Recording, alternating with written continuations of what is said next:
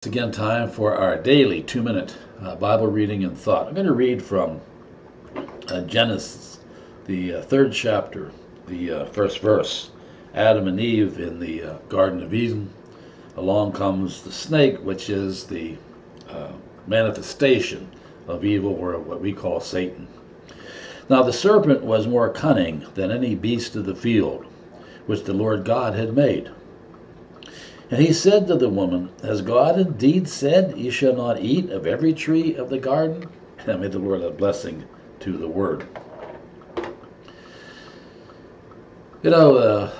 Just as Adam and Eve were conned by the serpent in the garden, we can be conned by a snake oil salesman as well. Remember the old snake oil salesman that used to roam around, say, a century or a century and a half ago in a wagon? W.C. Fields kind of knew about those too, and I like what he wrote about it. Old W.C. wrote, Always carry a flagon of whiskey in case of a snake bite, and furthermore, always carry a small snake. So his deal was, I guess, that if you ran into a snake, you could always, take a nip of that if a snake took a nip of you, and if a snake didn't take a nip of you, you had a little baby snake to take a nip so you could take a nip. I don't know.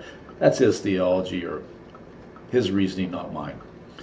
But the real point is, there's a lot of things that can con us, just as Adam and Eve were conned in the garden.